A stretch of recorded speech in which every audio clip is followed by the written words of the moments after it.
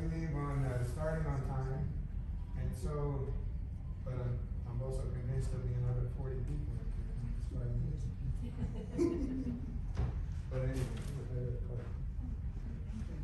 all right, so my name is Jerry Beaver. First of all, can you all hear me? Yes. I told you they could hear me. Okay, my name is Jerry Bieberman. I was a professor of management at the University of Scranton. I retired in 2014. Been in Las Vegas since then. And you all know where Scranton is, Scranton, Pennsylvania. You know where Scranton is? She pointed at you. Scranton, Pennsylvania. Home of The Office, the TV show The Office.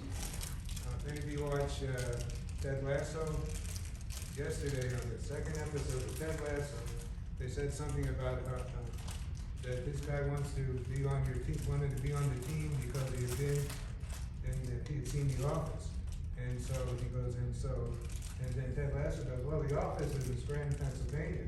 He said, not that office, the British office, the original office, which was done by Ricky Gervais. I don't know if you know this. It has nothing to do with meditation. Let me ask you, how many of you have done any meditation? Anybody? You have? You have? Tried? Anybody else? Tried. Tried? Okay, can I ask you what kind you tried? There are different kinds of meditation. I do it on my Fitbit. On your Fitbit? Yeah. It's kind of a guided meditation? Mm-hmm. Okay. How about you? I've tried different things. I've done the walking, the guided, and no sound at all. Yeah, all kinds of different kinds. So what I'm gonna do today is, first of all, I'm gonna kind of go over some of the benefits of meditation. Then I'm going to also explain the different types of meditation. And then we're gonna do a very short meditation, like a 5-minute meditation. The brain doesn't know the difference between a 5-minute meditation and a 2-hour meditation. I was tempted to do a 20-minute meditation, but was talked out of it.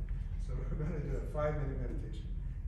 Beginning with a guided relaxation, which some people think is a meditation.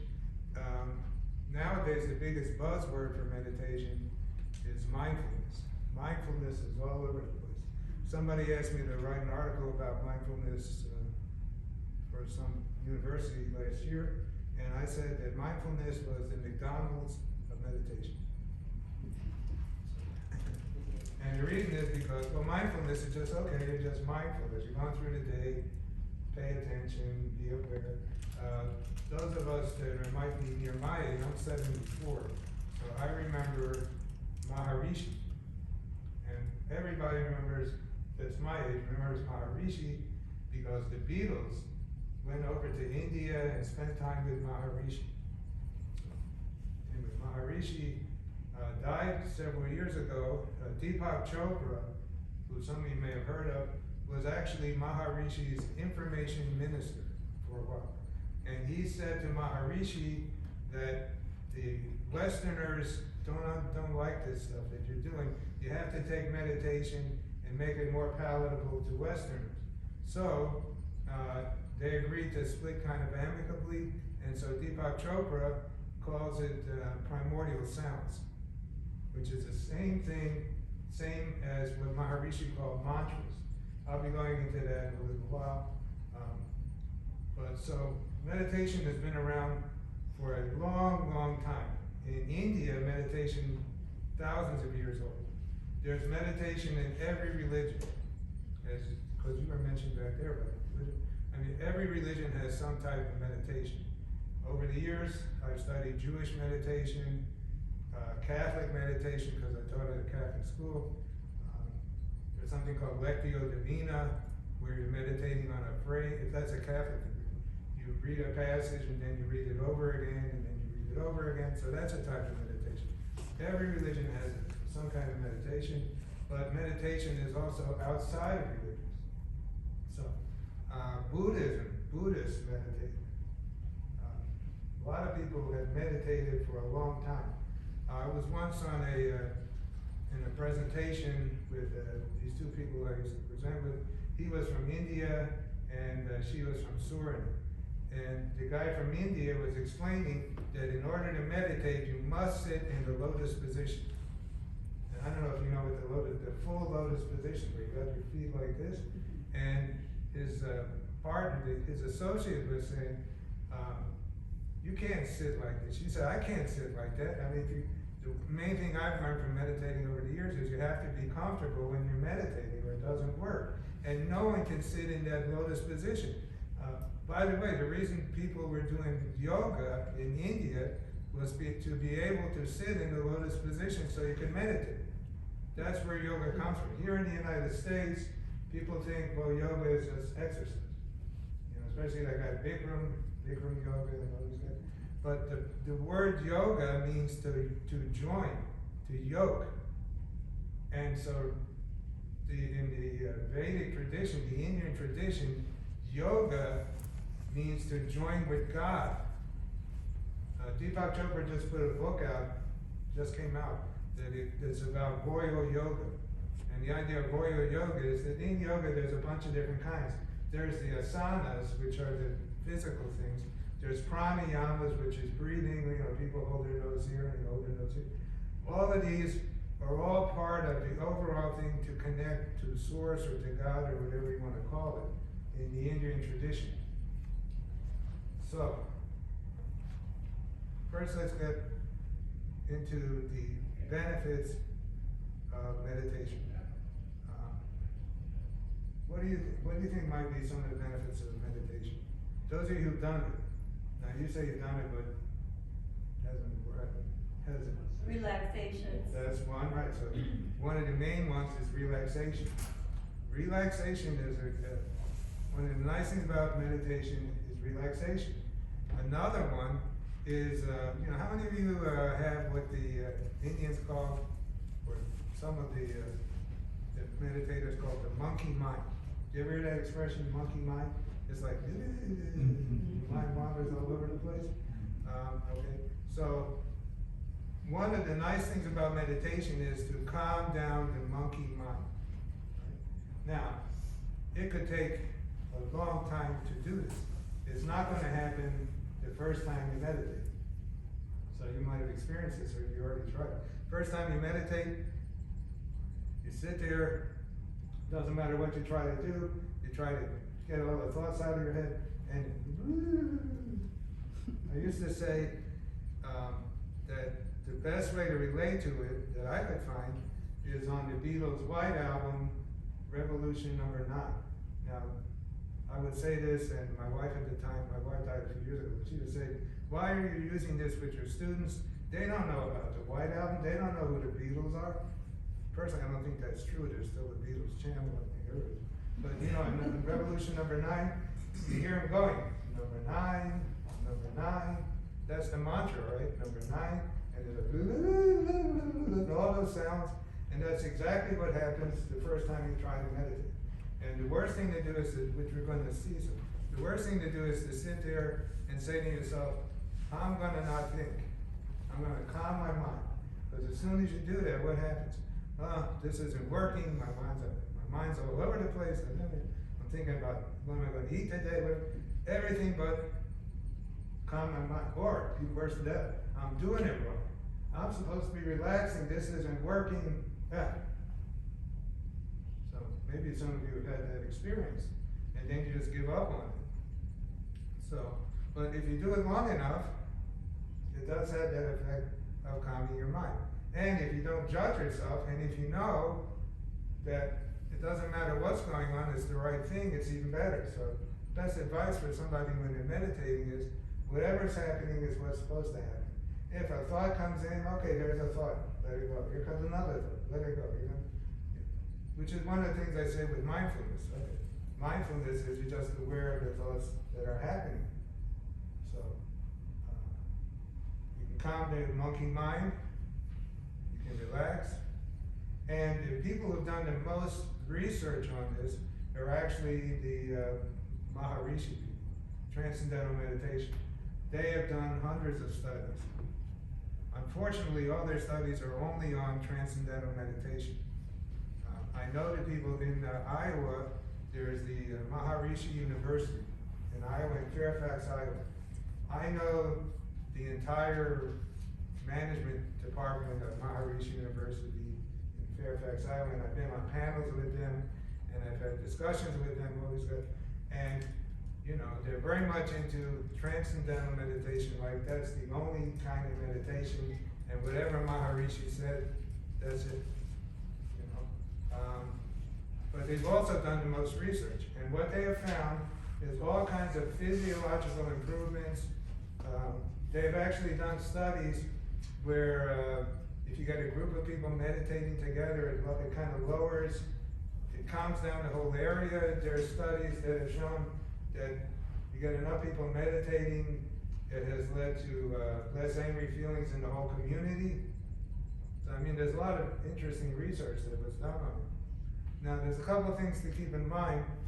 There's a difference between a state and a stage. So a state is like, you can get into a really nice, like high energy state, but it goes away. A stage is like, okay, now it's permanent. They used to say that you had to meditate for like 30 years before you could get to that stage. And you know, nobody wants to be around for it. You know, when people want instant results, they don't want to wait 30 years. It's actually, there are ways that you get there faster, which I'll get into in a minute, but when you're, you know, when you're in a stage, it's a permanent thing. I was on a panel last year with these people at Maharishi University. Well, it was Zoom, so it's sitting in my living room. But they were having a panel. It was a whole conference on consciousness. And so the panel I was on was saying, look, if you meditate, transcendental meditation, they tell you to do it 20 minutes twice a day. And what I was saying is, what's the point of meditating in the morning for 20 minutes, meditating in the afternoon or evening for 20 minutes, and the rest of the day you're a nervous wreck? How is this helping you? You know, I mean, and there's an actual phrase in the Bhagavad Gita that says you should stay in awareness all the time. So you should always be in that state of awareness. And if you're always in that state of awareness, you could say, okay, now you've reached that stage. What are some of the signs? You don't have the monkey mind anymore. You're kind of all day long, you're in that state where you're aware of everything. It's a nice thing to aspire to. I've been to maybe some of you have been to sessions, I don't want to say whose, but just in the last year I've been to several sessions where the same people come. There's like 1,000 people in the room, everybody's all excited. They go home, they come back 2 months later, the next one, they're all excited, they go home. I talk to people at one of these things that have been to at least 10 of these things. Each one's costing them $1,500. They keep coming back because they want to be in that state, you know. But then they go home and they lose it. The point is, how can you be in that state all the time? And the way to do it is meditating every day, you know, or at least being aware every day meditation. So, before I move into the different types, any questions on the benefits? Have any of you who've done it even a little, have you found any benefits like that? Even to a small degree? Like, do you find that after you do it even for 10 minutes, you feel calmer for then? You know? Unfortunately, it goes, I mean, you know, it doesn't always last. And when you get to the point where there's no monkey mind, that takes a while. I've been meditating since 1980. So, I'm not sure exactly when, but I don't have the monkey mind anymore. I think one thought, as we said, I said, I have one thought at a time.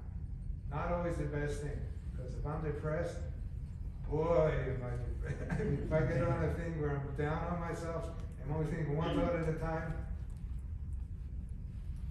But anyway, at least it's one thought at a time. So that's, you know, eventually you can get there. Now, I'd like to explain to you now some of the different types of meditation. Okay? The one that most people have heard of, at least back when we were younger, is transcendental meditation or mantra meditation. Mantra meditation, mantra just is the Indian word or the Sanskrit word or whatever that word is, for a phrase that you repeat. You know, and it's a type of what is called a concentration meditation. So when in mantra meditation, you're concentrating on the phrase. You can also do a concentration on your breath, another type of concentration. So you could be concentrating on your breathing. Breathing out, breathing in. Some of you might have heard of this. There's box breathing where you count like 1 to 4, then you hold it to 4, then you breathe out to 4, that kind of thing. There's diaphragmatic breathing, which some of you might have heard of, where instead of breathing up here, you're breathing here, and you're aware of your diaphragm going in and out. These are all concentration types of meditation. Another concentration type of meditation is looking at a candle. You light the candle, you sit and you look at that candle, you concentrate on the candle. Now, what's the point behind all these concentration meditations is to calm your mind down. In other words, because you're concentrating on something, rather than being all over the place, you're kind of forcing it to just pay attention to this one thing. Follow me? Transcendental meditation has a lot of followers. Some of you might not even be aware of who some of them are. David Lynch, big time person in transcendental meditation. David Lynch, the guy who created Twin Peaks and Blue Velvet and all those things, he actually has a meditation foundation. Howard Stern has been meditating, as far as I know, since the 1970s, maybe before then, because both of his parents are do transcendental meditation. So there's a lot of, I think David Lynch had a conference a couple of years ago. You'd be surprised at who some of the people are who do it. I think Jerry Seinfeld, I mean, there's a whole bunch of celebrities who do it. A lot of people do transcendental meditation. There's the Hare Krishna people. Remember the Hare Krishna people?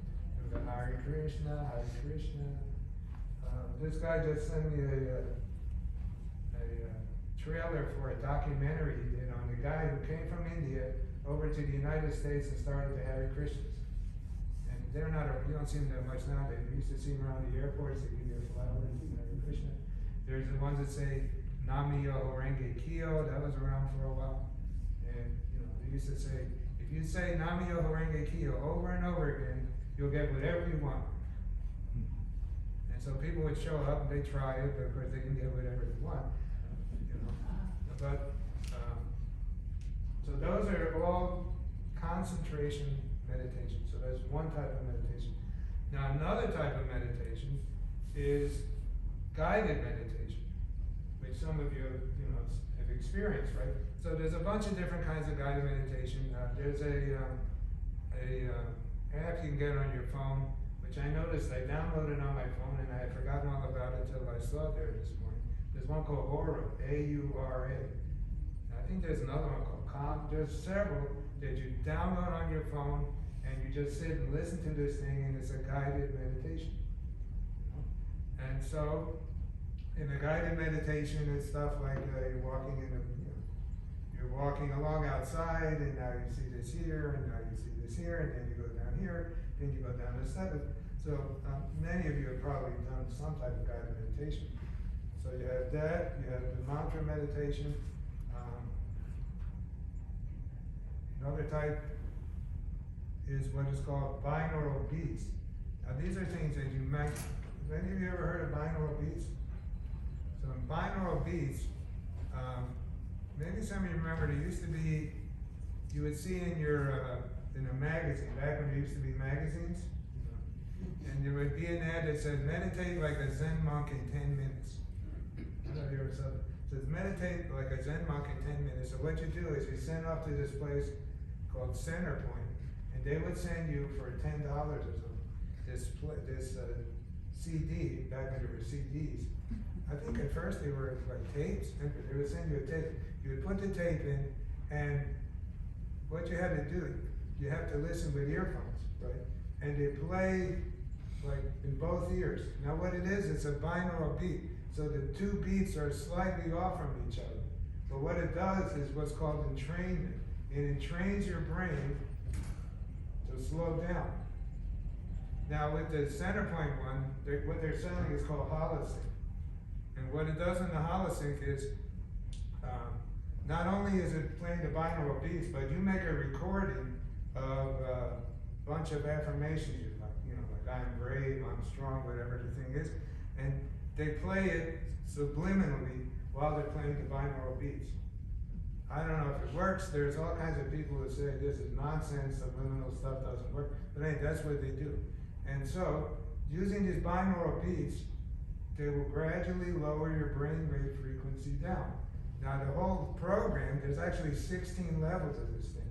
So while the first one's only $10, by the time you're done doing the whole thing, it's something like $3,000, because you have to buy like one at a time. I was lucky and I got in right when they were switching technology. So they switched from, I think it was tapes to CDs or something. So I got like all 16 for, I don't know, $200, $300 or something at the time. Now they don't even do that. Now if you buy it, and of course the price keeps going up, but now if you do it, it's all online. So you don't even get the CDs anymore, which is fine because nobody has a CD player. So, I mean, I have one, but it doesn't work. The CD gets all scratched up, So anyway, but what it does, it definitely does that. Now here's, by the way, you notice I don't have any slides. I figured that I've seen enough slides. Anyway. If you look at the brainwave frequencies, the one that most of us are at all the time is called beta. The next one down is called alpha. The next one down is called theta, and the next one down is called delta. And the more you meditate, and the nice thing about these binaural beats is it kind of helps to go faster. You can first you go from beta to alpha, then you go from alpha down to theta, and then you go, like deep sleep, it's like delta. There are different sounds that correspond with each of these states. And maybe some of you have seen this, they used to sell brainwave tapes. They used to sell brainwave albums. You remember the Environments one? That was my first one, where you put a record on and you had it was the ocean was the first one. You played the ocean, and then the thing went up and went back down and played the ocean, and the thing went and played the ocean. And I think they put out like 6 different environment ones. I don't think, well, they don't put out CDs anymore. Well, now people are buying them. But anyway, so when you're listening to these things, let's start with the lowest one first. Delta. When a child is born, they stay at delta. That's their main brainwave frequency until they're around maybe 1, 2 years old. They're all the time in delta. The sounds, if you buy one of those brainwave frequency albums, what you get is whale sounds. So whale sounds are kind of like what delta is. Now when a child goes between like age 2 to 3 up to around age 5, they move into theta. Theta could be considered what maybe Freud or somebody else would call your unconscious. Everything when you're in theta, all this stuff is going into you. And when you get out of theta, you don't remember half this stuff. It's all in there at theta. So what is some of the stuff that we hear when we're at theta? All the stuff that your parents told you, your grandparents told you, all this stuff that's in there, you might not even be aware that it's still there. I'm not good, I can't do this, I shouldn't do this, I should eat, I shouldn't eat. It's all there in theta. It's kind of like your programming, right? Then the next level, and what they found in terms of sound is Mozart's music seems to be mostly at theta. So there was a big thing about 10, 20 years ago of buying Mozart or playing Mozart for your kids because that'll help them learn faster because it's theta, right? And so that was Mozart's music. The next level up is alpha. So alpha, what you would consider, say, between age 7 and up to age 12, up until when the hormones kick in. Up until, right? So alpha is one of the best ages for learning, for school. I remember teachers used to love 5th graders because 5th graders, most of them were in alpha. And they would learn and they're willing to learn and all that stuff. Of course now, it's not 5th grade anymore, now it's like 2nd grade.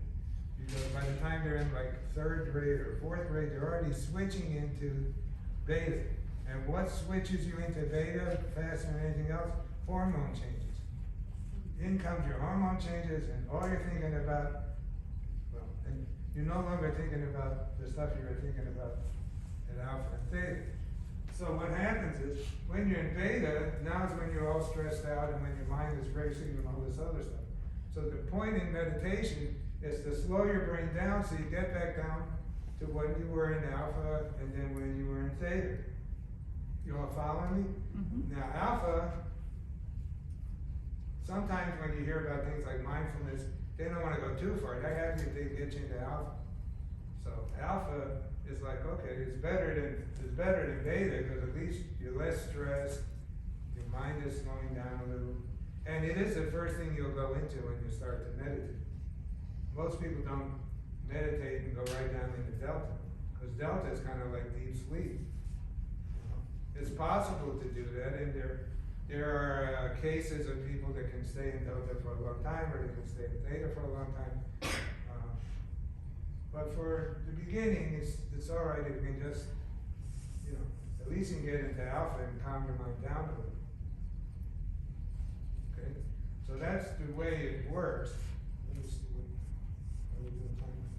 Okay, any comments or questions before we're going to do a little experience? I'd like to give you a little meditation experience. 5-minute meditation. I would have done 20, but as I said, was talking. Any comments or questions before we? All right, so what I'd like to do is kind of a combination of a guided meditation followed by a silent meditation. Okay? I'm going to explain it first, and then we'll do it for 5 minutes, and then we'll talk about how you feel, how you like it. Okay? Now, so here's the thing. In the guided meditation part, what I'm actually doing, it's not really a meditation, it's a guided relaxation. And what I'm going to do is guide you through relaxing all of your body parts. Because I have found anyway that meditation works better when you relax. Then once you're relaxed, now's the time to do a mantra. But I'm not going to tell you what mantra to use. You can pick your own mantra, but I'll give you some examples of mantras. Okay? Several years ago, a guy wrote a book and recommended using the word one. You just say one over and over. Say one, one, one. If you guys are into the Beatles, you could try number 9.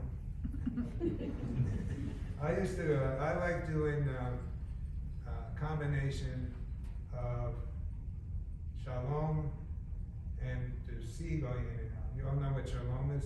Shalom is the Hebrew word for hello, goodbye, and peace. And it's interesting because it has the two sounds, like and om. It actually has the word om in it.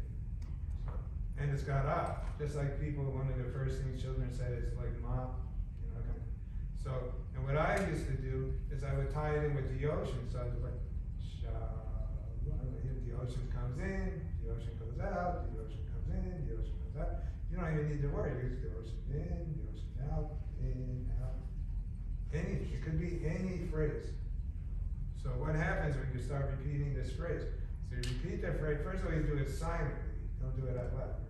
Do it silently, and then your mind is going to start to wander, and as soon as it starts to wander, you just bring it back to the phrase. You don't judge it, nothing.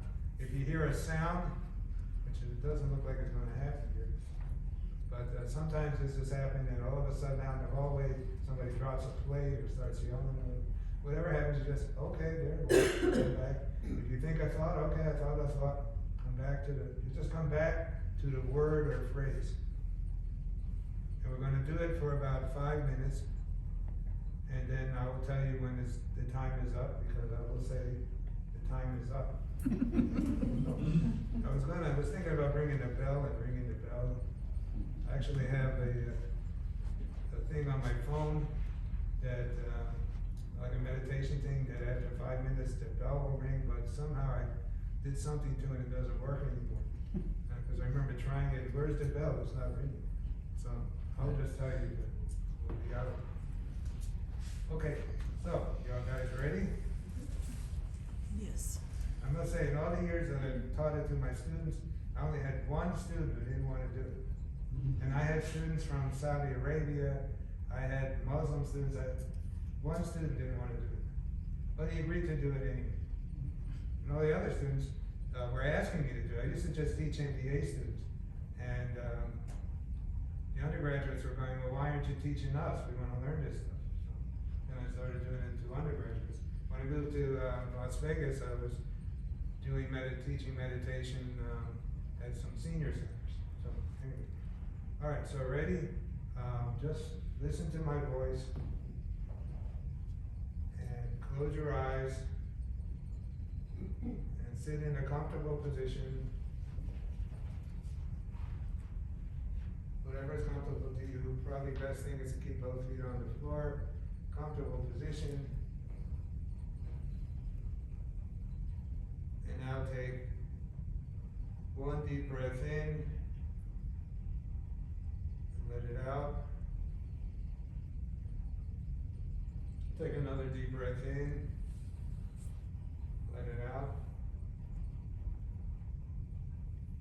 Another breath in. Let it out. And now imagine a beam of light located at a 45-degree angle above your head. This light represents calm, peaceful energy.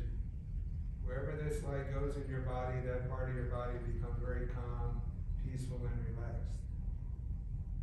So imagine the light now entering into your forehead, into your eyes, your nose, your mouth, your ears, and the back of your head, going into your right arm, down into your elbow, hand and fingertips, into your left arm, going down into the elbow, hand and fingertips, going into your right leg, down into your knee, foot and toes, and into your left leg, going to your knee, foot and toes, going up the front of your body, down the back of your body, and scan for any area still feeling any tension or tightness, and move the light over to the part of your body.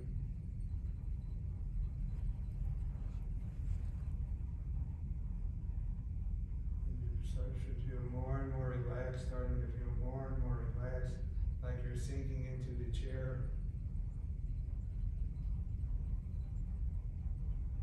Now, without changing your breathing in any way, just be aware of your breathing. Be aware of your breath going in and going out.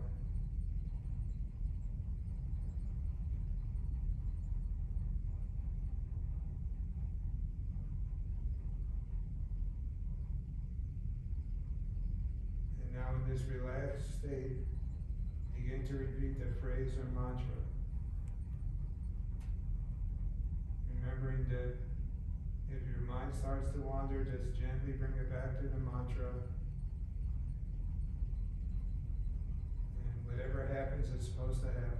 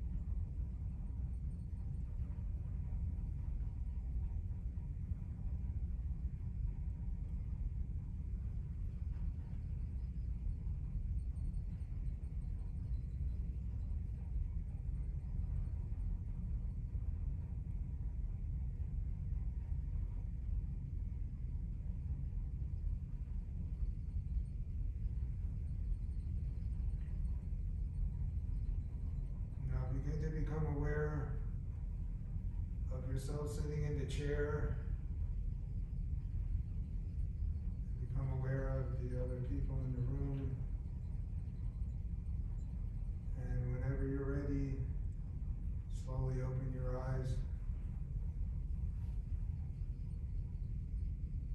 Feeling wide awake and better than before.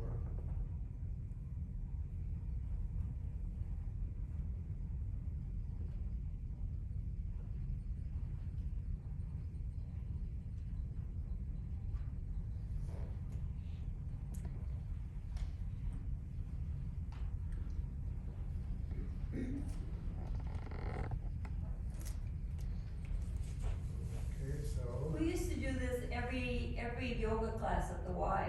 yes, You know, it was really great. yep. And you see, that was 5 minutes. Mm-hmm. The interesting thing is your brain doesn't know the difference between 5 minutes and 20 minutes. Interesting, so you could actually do it for, I could have done it for 20 minutes and you would have thought it was 5 minutes, but then it probably wouldn't be a good idea. But anyway, yeah, you see how easy it is, right? And as long as you don't judge yourself, and as long as you don't think I'm doing it wrong, it can be very relaxing, you know? That's why they do it at the yoga class.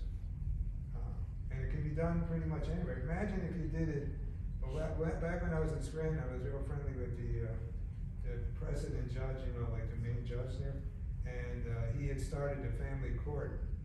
As soon as he retired, the next judge got rid of the family court. But for a while, they started this family court, and it was kind of got a name around the country. And he had me teaching meditation to delinquents, you know, like juvenile delinquents, and he wanted to do it in the prisons, and you know, and I think there are meditation programs in the prisons and stuff.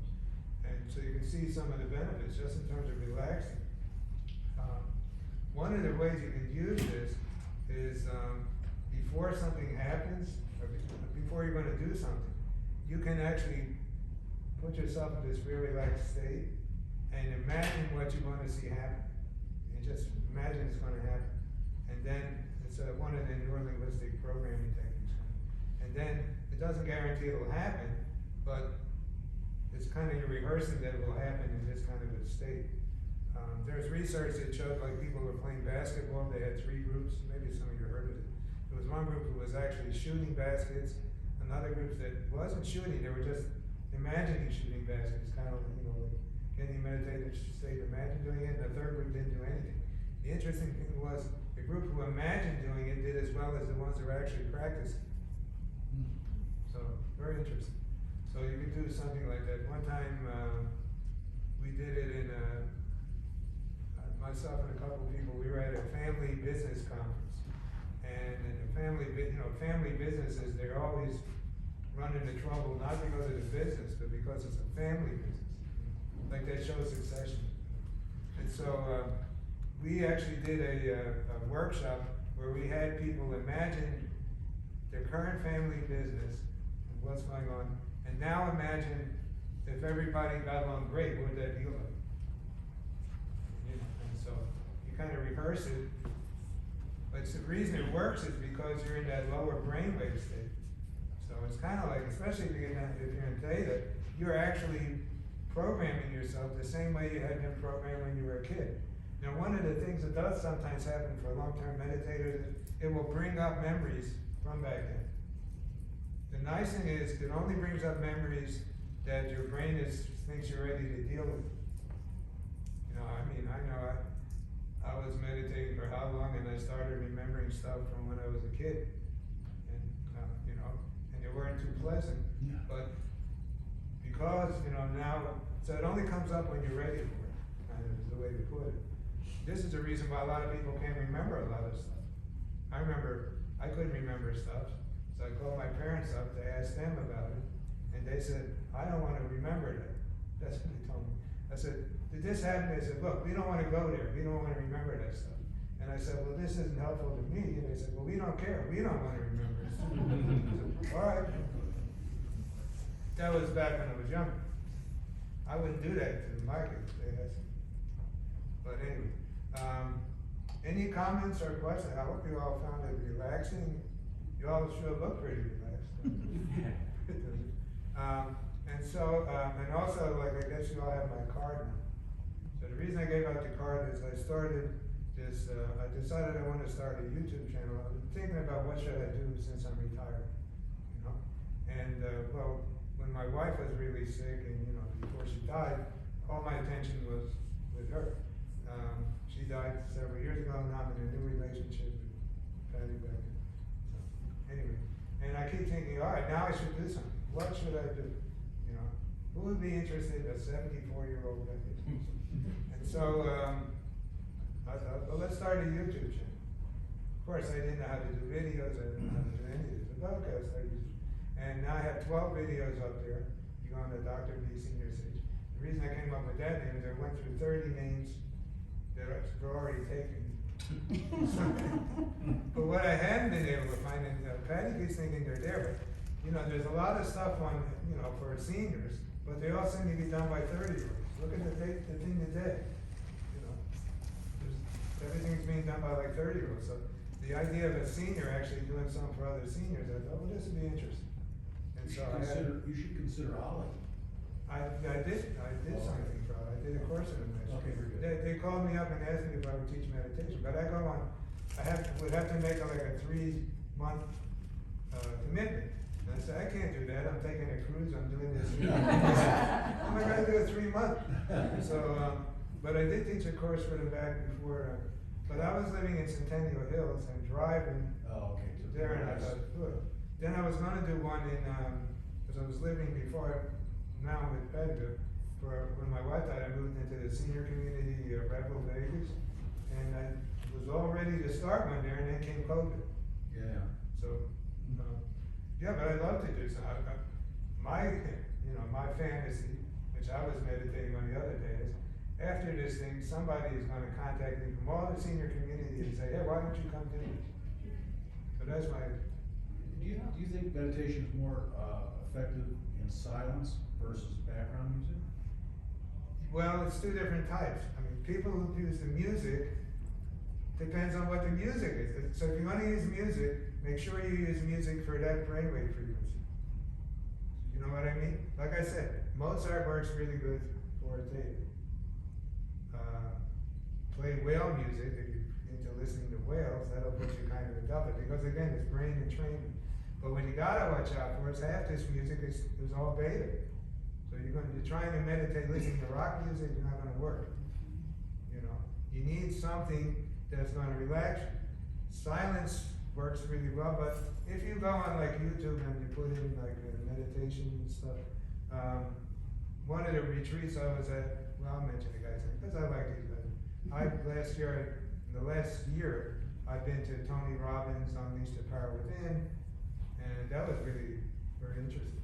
I did 2 retreats with Joe Dispenza, if you know who he is, and Joe Dispenza uses a lot of music, and he plays the kaleidoscope, puts kaleidoscope up, and I found that really interesting. So sometimes when I'm taking a bath, every morning I have a ritual.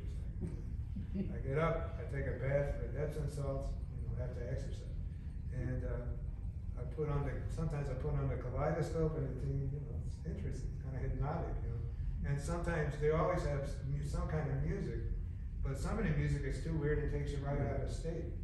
So, you have to watch if you're gonna play music. The whole center point thing, like I was talking about, binaural beats, what you hear for the first half, they call it immersion and a dive and then immersion. So the dive part starts you at beta and takes you down to whatever the level is. I'm at level 16 because I'm at the lowest level. But it always sounds exactly the same, which makes me sometimes wonder, are they really doing it? So, because it sounds the same. So the first part, the first half, that's an hour. The first half hour, you hear rain. It sounds like you hear rain and a bell ring. The second half hour, you just hear rain. So, sometimes rain can be used, like you can listen to the ocean going, like I said, that environment's album, the ocean going back and forth. Traditional meditation is silence. Okay. And then, people sit different ways. If you can sit in the lotus position, God bless you. I actually did it a few times. I sat in the lotus position. The trouble is I couldn't get out of it. And your legs get really numb, So most people can sit in a semi-lotus, if you've seen that, it's kind of like this, that's right. But you can, the main thing is to be comfortable, sit on the chair. When you did it in the yoga, you lying on the floor. Laying on the floor. Yeah, so- But I also did it in, you know, some different foreign countries, like when I've been traveling. Yeah. And sometimes you sit, I can't do it, but like Zen sits like on their knees, you know, like, I don't know how to do it. And Zen meditation, I mean, from what I hear, these guys come around whacking on the, you know, like whack. And so that's a type of meditation. I first learned it in 1980, and I used to be so worried about am I doing it right?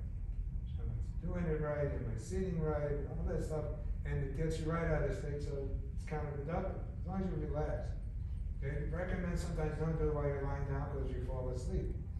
Sometimes you think people are sleeping and they're not. I found that because just from watching people. They look like they're asleep until you say, okay, now open your eyes, and then they're awake.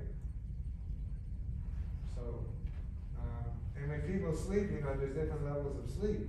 There's rapid eye movement sleep, there's deep sleep, all this kind of stuff. I'm wearing this Oura ring. I don't know how many of you heard of Oura, O-U-R-A.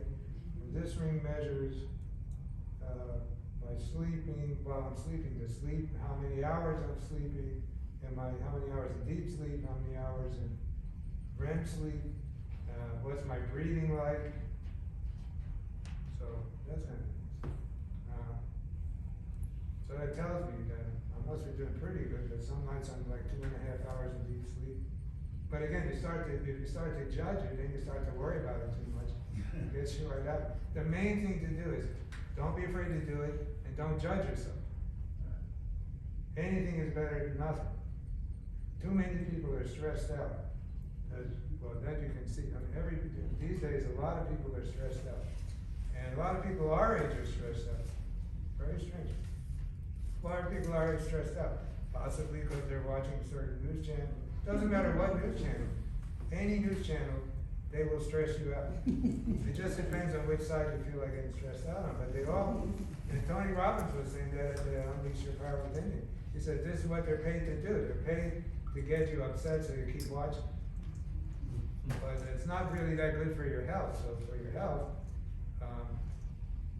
whatever you can to stay calm and relaxed, it's kind of the opposite. When COVID started, I decided I was going to use it like because I was staying in the apartments and they wouldn't let us leave the apartment.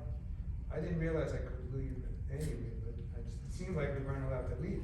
So I'm staying in my apartment. I said, I'm going to use this as a retreat. So I spent the whole time learning meditation, learning different techniques and different stuff. But what do most people spend their time doing? You know, watching channels and getting all upset. It's not like I don't watch that. And I also watch a lot of Netflix. I've been watching a lot of Netflix, the last Netflix app and all this stuff. Until I realized, well, maybe I ought to do something besides just watching this stuff, which is why I started the YouTube channel. But, you know, anyway, so I all have my cards, and yes, good. And, have you ever tried Zoom as a platform for teaching? Is that an option? You know, this guy who I learned Tai Chi from, he's using it, you know, he's teaching for AARP online doing it. I thought it would be interesting to do it, so I wrote to the woman from AARP and she never got back. So I don't know what, but the only thing doing it over Zoom is, there's some kind of power in doing, like for example, doing it as a group is always more powerful. Doing it over Zoom would probably work. But look what happens over Zoom. All the person has to do is shut their camera off, and God knows what they do. You know what I mean? I've done that a lot. I'm sure people have done that at meetings for sure. So they're sitting at the meeting and they're off eating a snack or whatever. You shut your sound off, shut your video off, and pretend to be doing whatever, and then turn it back on when you feel like it. But I think it's a good point. Yeah, I think it'd be great. Anyway, if you want extra cards, talk up the channel. I need to get 1,000. 4,000. Oh, I need 4,000 viewer hours before I can monetize. Right now I got like 40 hours. I just need 1,000 times more. Thank you. Thank